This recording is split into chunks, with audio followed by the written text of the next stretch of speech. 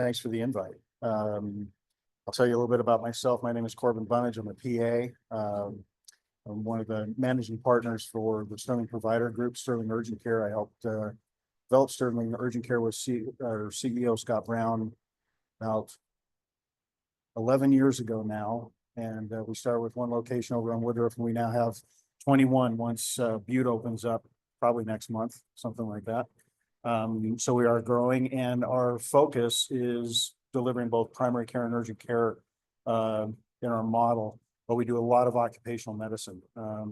We have a lot of contracts across the region that we serve through southwestern Wyoming, northern Utah, southern Montana, and all throughout Idaho, including the Panhandle, which I just got back from Sunday after working a few days up there at our clinics up there. So in addition, for 20 years, I taught at the PA program at ISU and taught across all disciplines, but my focus was on emergency medicine. That's where my background was initially before urgent care, and then occupational medicine as well. What I wanted to do was just provide a little presentation. I'm going to gear it around low back pain, largely strain patterns and things like that. And I'll try not to bore everybody with any of the medical stuff too much, but even though I've got a bunch of objectives up here for us to kind of get through in terms of talking about prevention and all these kinds of things, the big thing for me was really kind of utilizing low back pain as a focal point for how we should be managing workplace injuries from a provider standpoint, and what we try and do with Sterling in our medical model. So why talk about it? Well, it's a huge deal. There's over 2 million encounters specifically for low back strain in the US every year. And upwards of 25% of them, almost a quarter of them, are work-related injuries. This is a huge thing for occupational medicine. It's a huge thing, generally as well. But even in terms of chronic low back pain, the estimated prevalence is 13% of the adult population in the US. So 13% of people walking around already have some back issues, and they're potentially your employees or patients, for the bulk of you who are all superior physical therapy. And so that's why I wanted to kind of hinge around that. And we can talk about, some of the other aspects that touch on, medical decision-making and the evaluation of these patients that come into our facilities. Slide. So while we tend to worry a lot about fatal injuries and things like that, they actually represent a very small percentage of workplace injury. What's interesting is that when you look at the fatal 4 considerations of workplace injury, those things that tend to kill people, it's falls, struck by object, electrocution, and caught in between. And 3 of those 4, if they're not fatal, can actually lead to back disruption. And when you look at the top 10 mechanisms of injury for workplace accidents and things like that, the top 5 can all have a relationship with low back pain. Whether it's a strain pattern, whether it's direct trauma, all those kinds of things. The one that always gets me on this list is fights at work. Fights at work actually constitute one of the top 10 reasons employees get injured at work. So we could probably spend a whole week talking about, philosophies on how we can avoid that kind of stuff in our workplace. But the reason we think about the way we manage our patients that come into our clinics, in particular, is related to recordability. And those of you who work in the industry know exactly what we're talking about with regards to that. And I don't want to belabor the point. But when you actually look per 100 employees across the country, on average, we see about 3 recordable incidents per 100 employees. What's been kind of interesting is that when you look at time loss of work and job restrictions, that is now making an inordinate proportion of recordable injury comparative to what they have done in years past. And there's a lot of different reasons for recordability. We have this hierarchy of events. The highest recordable event is the time there's a loss of life or limb. But second to that is time loss of work. If we're taking people off of work indiscriminately, that leads to a substantial increase in MOD ratings at the end of the year. And so our focus is to try and make sure that we return our patients back to work as promptly as possible. And there's a lot of different evidence-based medicine reasons for that. Unemployment is actually considered to be pathogenic. There's increased suicidality with unemployment and things like that as well, that we don't ever really talk about. One of the biggest hurdles that we deal with in occupational medicine is trying to explain to the patient that what you can do at home, you can do at work. And if I take you off of work, I have to have a medical necessity to keep you out of the workplace. And if I don't have that, you don't get any portion of your wage.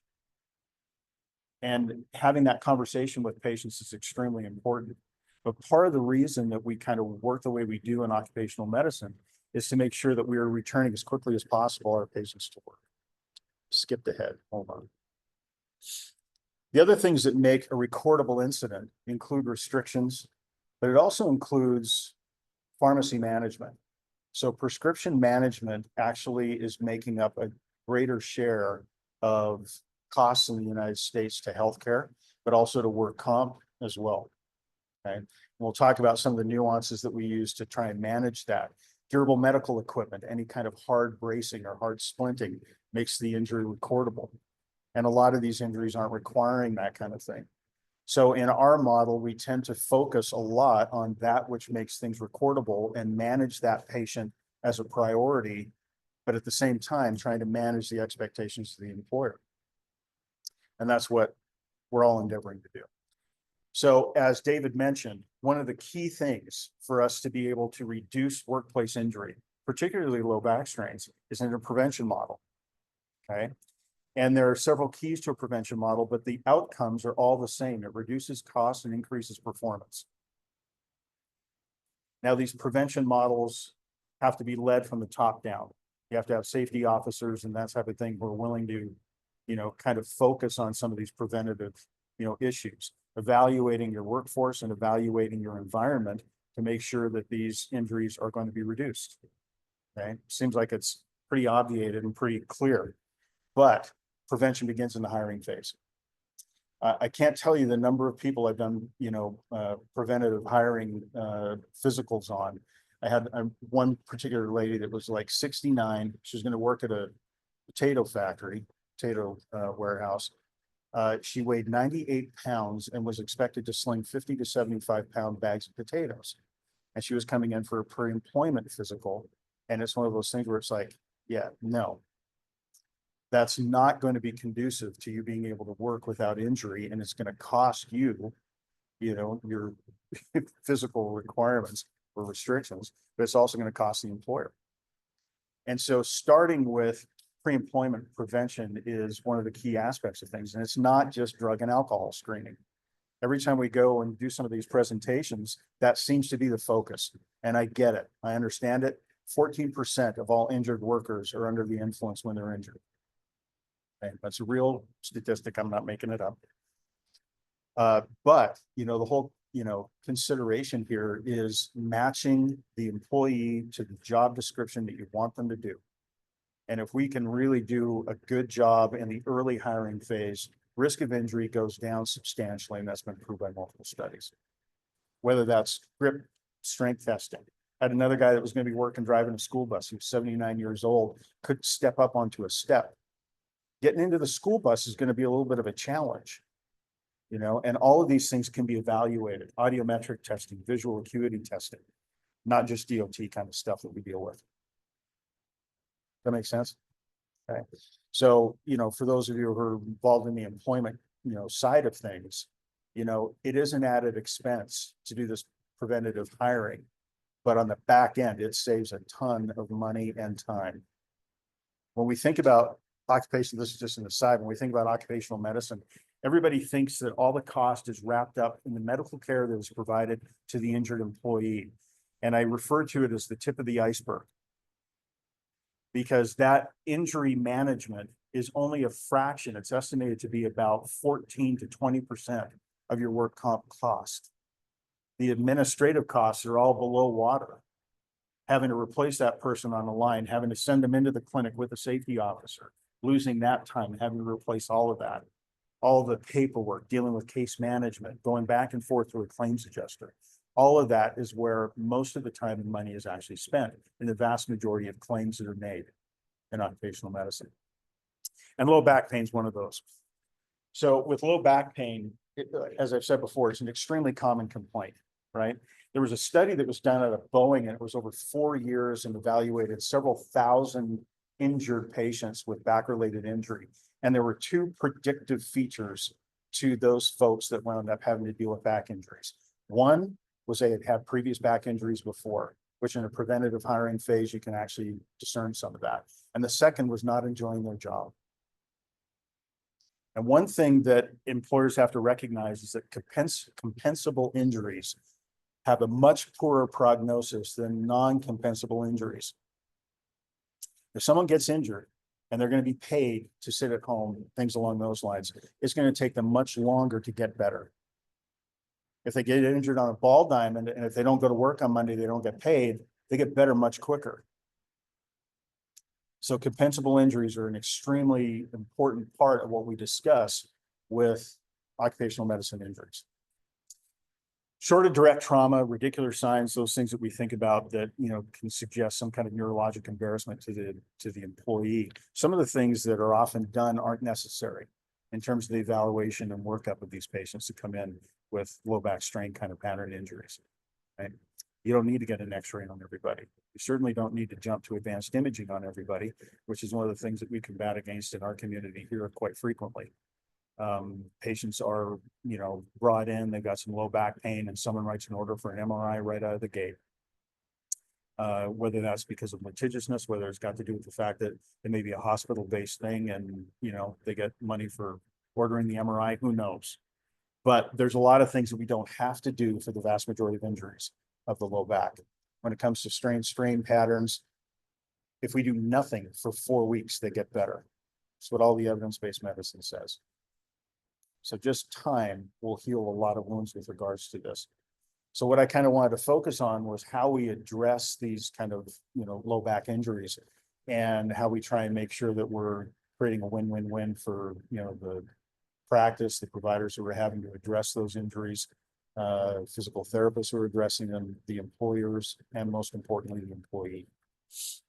So when we think about low back injuries, depending on the mechanism of injury that we focus on, if we have somebody who's not practicing good ergonomics, they're lifting weights away from their body, they're, you know, twisting and turning under load, things along those lines that can lead to a stress, that can be very easily interpreted as a minor injury that will self-resolve.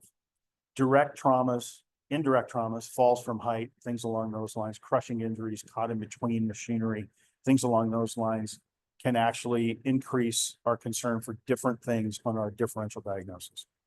Do we have fractures? Do we have discogenic injury that's, you know, being related to this mechanism of injury or what we find on our physical exam? So those are the things that we try to focus on as we are, you know, evaluating for these low back injuries. And there's all kinds of other things that can go on. The number of patients that are diagnosed with low back pain when it turns out to be shingles is amazing. Right? So referring and reflecting on that mechanism of injury that takes place in the workplace is one of those key considerations for us to develop our differential diagnosis and try to figure out what we've got going on. When we have low back pain, and this is something that safety officers really, you know, should have some awareness of as well. What are certain things that you find, you know, if you're called to an injury in a plant at the work site that make you say, this is significant and I can't just load them into the back of the truck and take them over to Sterling, all right? If they have immobility, large muscle mass weakness, they can't move their legs. They have a sense of numbness in the perineal area, the crotch, okay? Things along those lines. Any substantial falls. The fall over 12 feet, double the height of the individual, is considered substantial enough that they may require advanced imaging in an emergency room as opposed to being taken to an urgent care or another occupational clinic. So some of these mechanisms of injury you can reflect on and help you to define what environment you need to transfer the patient to, please. You know, rather than coming down the road and seeing me, it may need to be, you know, someplace else, right? And we can help with that too. You know, we can certainly help manage some of that triage and disposition by a quick phone call. Say, hey, listen, is this something I should probably take this person in? Had one company that had brought this guy in, and when I unwrapped his hands, 4 of his fingers fell off. And it's like, yeah, this is probably not something we should be dealing with in an urgent care, you know? And, you know, so sometimes that quick kind of an evaluation can be helpful. When we do our evaluations, we, you know, focus on the mechanism of injury. We do a physical exam, similar to what you guys do in physical therapy before you start any of your treatment modalities, things like that. We're all doing a lot of the same stuff, right? The other thing that we'll evaluate for signs of malingering. So we have certain techniques that we can evaluate for low back pain to say, does this seem organic? Does it seem real? Or are we having somebody who's just kind of playing some games? These signs are not 100% effective. And what I tell my providers all the time is while we have these signs, they can be more valuable as we move through the course of evaluating that patient than they are in the initial evaluation itself. I think that there's a danger in us coloring our perspective on the patient and their complaint right out of the gate without having done any, you know, focal exam, things like that, that may suggest that there is something organic in nature here. And so I tend to be very conservative with my providers when I'm teaching them how to do these things. While they're valuable and add information, we shouldn't be going into it with a preconceived notion that they're faking, which some providers get into a concern with. So there's all kinds of different evaluations that we do just in physical exam that allow us to be able to define the extent of the injury and what we believe our next steps should be. When you look at all the evidence-based medicine, there isn't anything better than Tylenol or ibuprofen for low back pain. Most studies, and a couple of additional studies were actually presented this year, indicate that 2 regular strength Tylenol and 2 regular over-the-counter ibuprofen can safely be taken together at the same time every 6 hours and give you as much pain control as a hydrocodone does. There's no evidence that opiates of any kind have any role in low back pain, certainly from sprain patterns. All right. There's no evidence to suggest that somebody who's on hydrocodone or oxycodone gets any better than somebody just on ibuprofen in the short term. We're not talking chronic pain management. We're talking acute management of pain. So what we tend to do is we tend to reduce recordability by making sure that we're utilizing medications that are available over the counter. And we don't tell the injured patient to take them at prescription strengths. Because if you tell them to take ibuprofen 200 milligram over the counter for every, 6 to 8 hours, 3 times a day, that's a prescription level strength, and that makes that injury recordable. So we tend to focus on what we should do for every patient. And we should be treating work comp patients no differently than we should be treating other people who have a strain injury from lifting a grocery bag. And that starts with Tylenol and ibuprofen to help mitigate pain. Non-benzodiazepine muscle relaxants are a real plus and minus in the literature. And generally speaking, we reserve those for people who are not getting better with conservative measures alone. And they carry with them their own kinds of concerns. Addiction can be part of it. Sedation, which makes it more difficult and more of a liability for them to navigate to and from work. Risk of additional injuries while at work, things along those lines. So we tend to avoid those in the early evaluation and treatment of low back pain. Does that make sense? So pharmacotherapeutics is a huge cost component to this particular type of injury. The other one is time loss of work with restrictions. Now, it used to be that those of us who've worked in OCMED a long time, we used to do this work as tolerated kind of duty format, where what we would do is we would basically say, listen, there are going to be certain things that are going to hurt you, and I cannot define what your tolerance is to pain. And there's going to be other things that you're going to be able to do just fine. And that makes for a very obvious point of negotiation between you and your employer or supervisor, where you're able to say, you know what, this has hurt me a little too much. Can you get me something else to do? And that made that visit entirely non-recordable. Okay, just by doing work as tolerance as opposed to a formal restriction. Formal restrictions are to be reserved for those people that would harm themselves or others that they're working around if they're engaged in their normal activities and duties. But now work comp insurers have gotten wise to this. And now we're getting phone calls all the time going, we don't know what work as tolerated means. You need to define it specifically. And now we're in this kind of no man's land where we're like, well, they don't need to be on formal restrictions, but I can't define what their tolerance is going to be. So we have two choices to address these things now that insurance companies are trying to make more visits recordable that allow your mod rating to go up at the end of the year and be charged more for your work comp insurance. And that is to put you on formal restrictions or to put you on no restrictions, but have a visit with the safety officer and say, these are my concerns. If it's hurting them too much to do that, find them something else to do. And when we have close relationships with our employers, we're able to have those conversations pretty easily. And that can actually help in terms of the recordability aspect of it. Everybody with me on that? So the other thing is imaging. Pardon me. My allergies have been kicking up ever since I got back from Coeur d'Alene. Anyway, so with regards to imaging, plain radiographs in a clinical setting are not considered to be a recordable event, even though anything beyond first aid is considered recordable.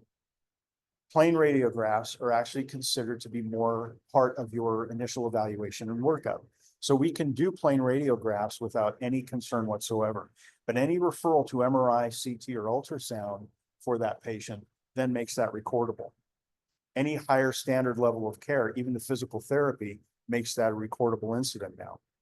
And if there's something that, the National PT organization should really fight against, is your care being considered an advanced care in a work comp injury.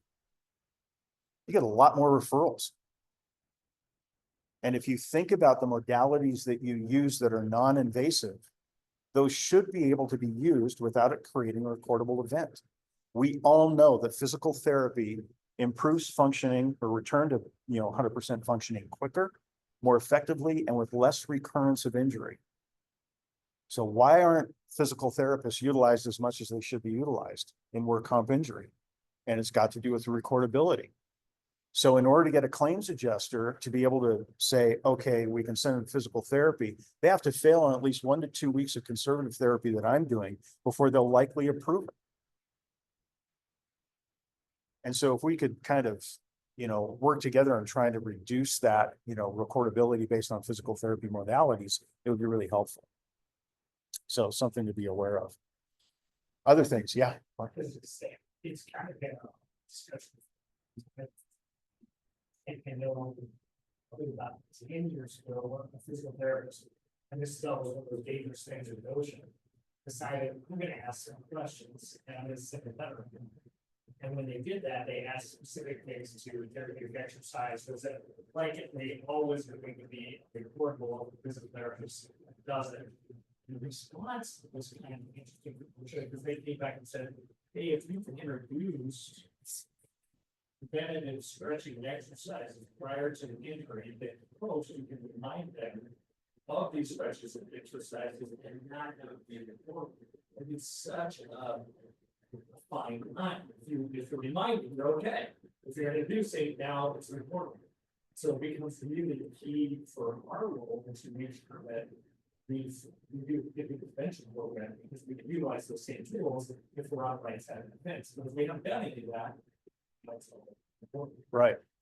Well, and my argument has always been that the things that the vast majority of physical therapists do that we have great evidence is very substantial in terms of benefit. None of it's invasive.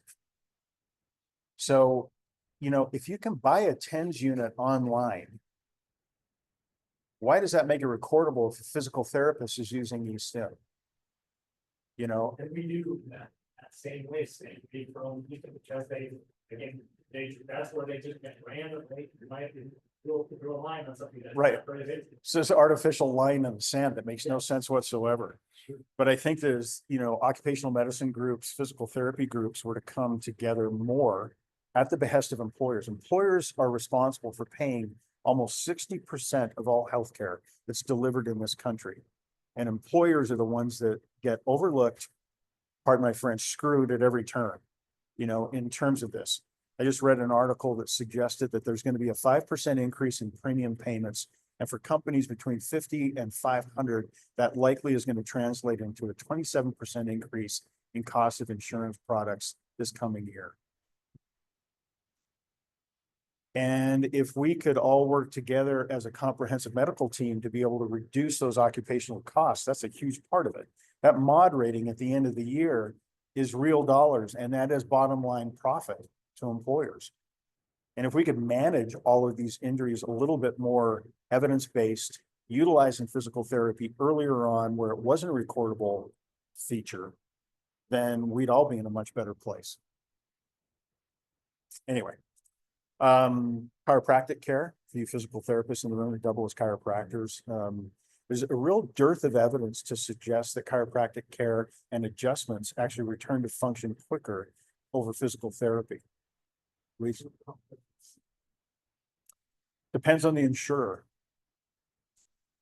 Yep.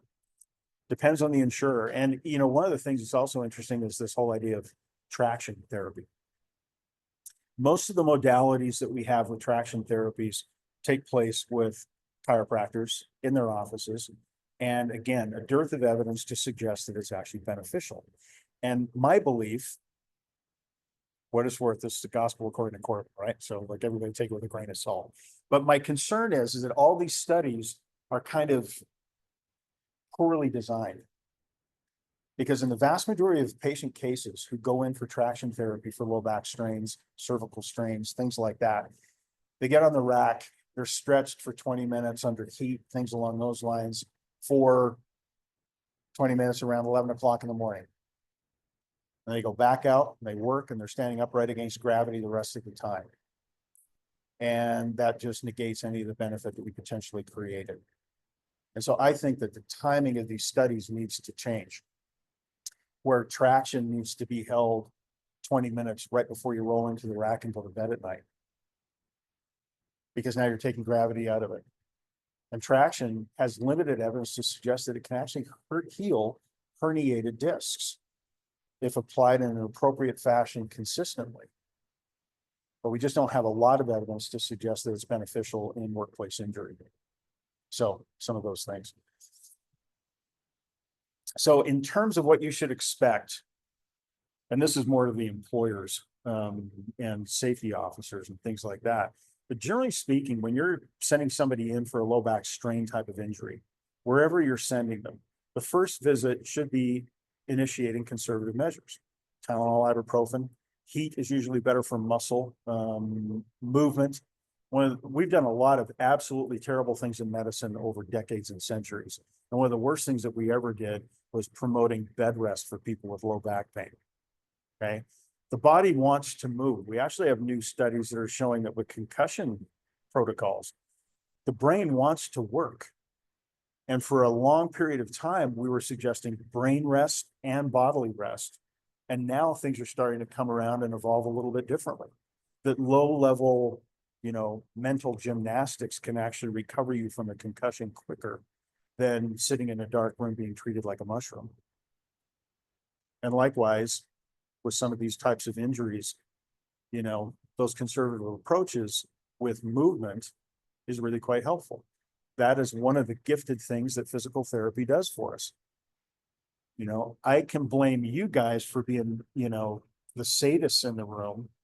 You know, I refer them to you and then they come back going, well, it just hurts so much. And it's like, I know they're so rough on you, you know, but you know, a little bit of short-term pain for long-term gain is where you're going to go with this thing.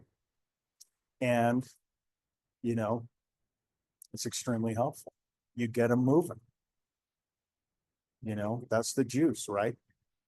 And so as much as we can do early on in our visits by promoting that movement, promoting stretching, promoting heat, all those kinds of things, giving them handouts, that, you know, for low back strain back exercises that we do in the clinic.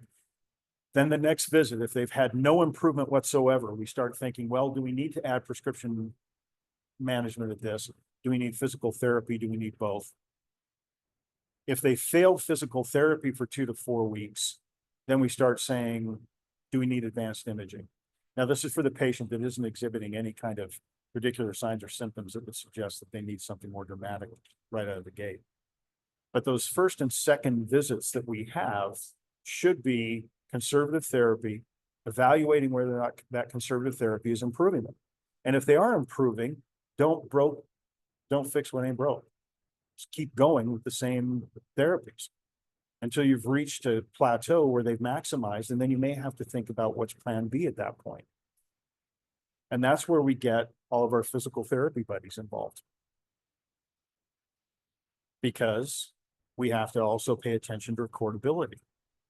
So we generally speaking don't refer right out of the gate, and that's our management technique. That's what we have to think about. Otherwise, we get yelled at by the employers. And you think being employed or being yelled at by the employees is bad. Wait till you get yelled at by the employers. That's even worse.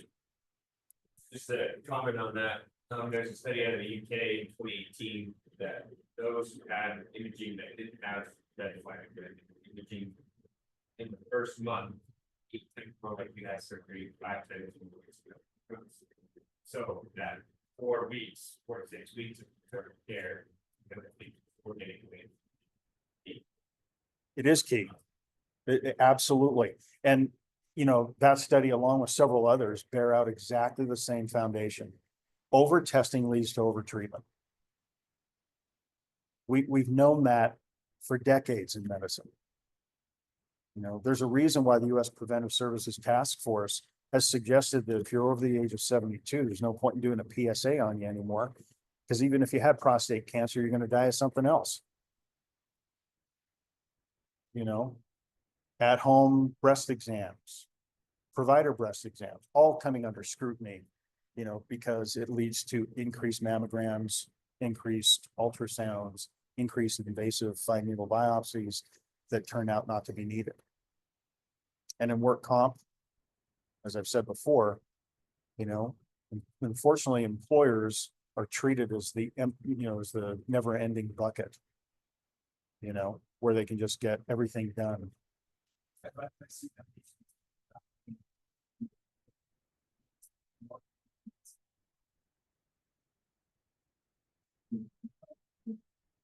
Years old. If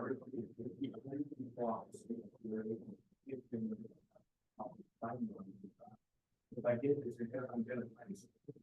It's statistically, I'm gonna find something. I'm not. This is about health conditions.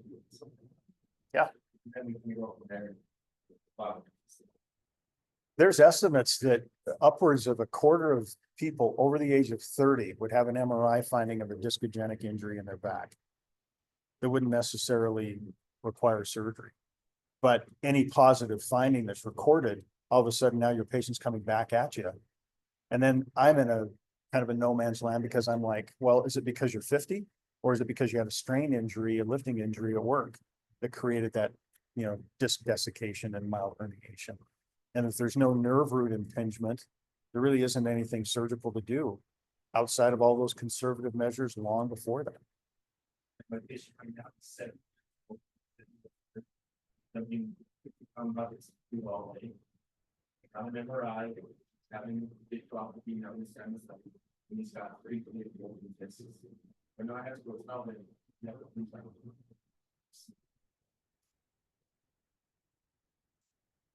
Right. We're a finite organism, in case you haven't figured that out. Anyway, so again, you know, conservative measures for a few weeks. And I always go back when I'm teaching my providers. It's like when you think about it, remember that most low back injuries will resolve on their own in 4 weeks if you did nothing. So premature referrals for imaging, things along those lines, medication therapies, things like that are just not necessary in the vast majority of cases.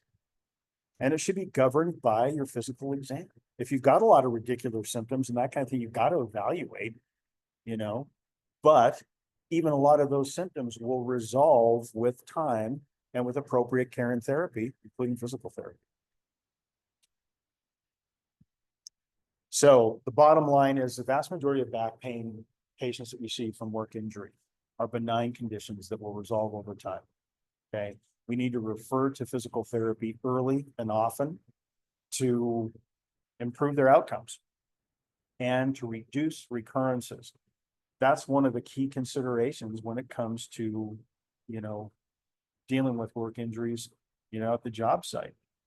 If I tell you that I get this low back pain person into my clinic, And 3 weeks later, they're like, yeah, I'm doing okay. I still have a little twinge in the morning and that kind of thing. If I send them to physical therapy, you're gonna have probably about a quarter of residual complaint that they may come back to you with. As opposed to me just letting it kind of, go on its own. Physical therapy reduces recurrences. So if you're willing to spend that money, it can be beneficial. So things to be thinking about with regards to that.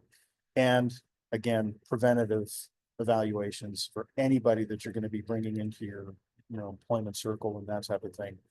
Identify the job description, identify what they need to be able to do, get them into somebody who does OCMED to be able to evaluate whether or not they can do that safely and reduce your risk of a workplace injury. That's where the money is.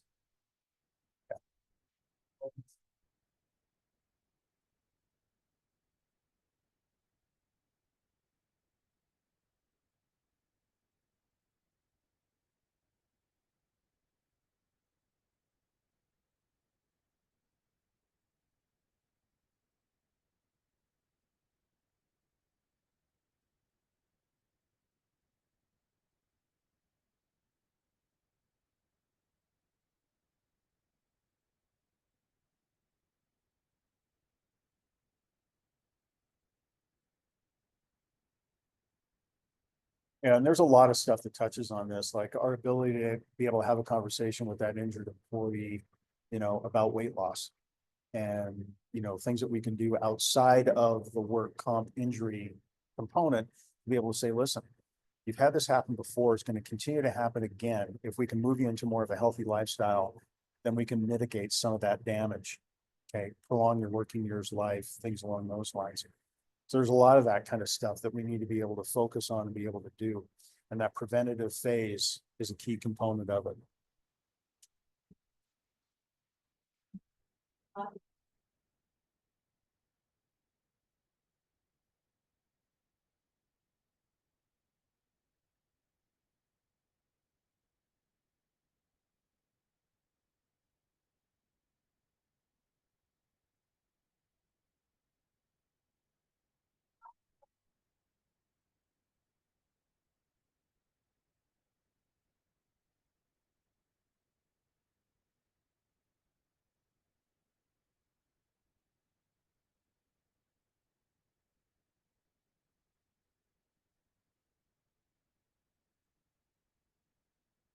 Yeah.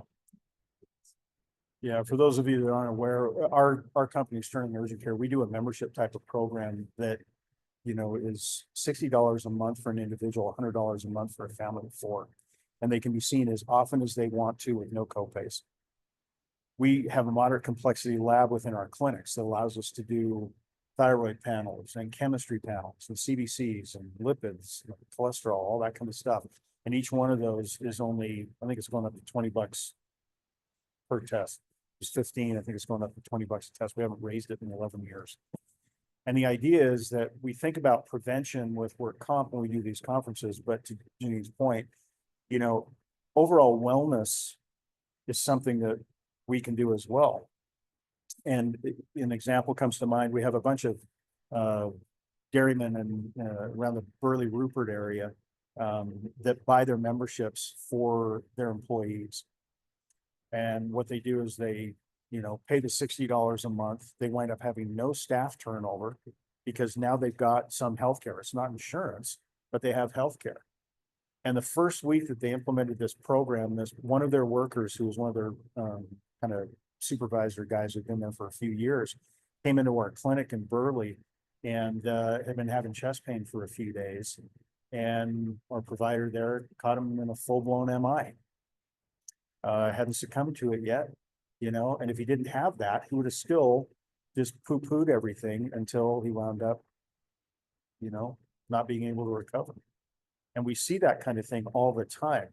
If you want a healthy workforce, preventative medicine is a key consideration, not just work comp, but also, for general health and well-being.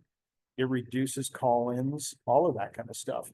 And with our group, we have several companies that, like Gosner Cheese and Casper's Ice Cream down in Logan and that kind of thing. If you call in sick, you're obligated to go into Sterling and get evaluated to make sure that you do need to be out of work. And so their call-ins have been reduced by 60%. It's because they have to jump through some hoops. You know, even though the visit is free for them. You know, so it's, you know, to, you know, Janine's point, that whole wellness structure, not just for workplace injury, but for general wellness is extremely important, obviously. Any other questions? Thanks for putting up with me. Appreciate it.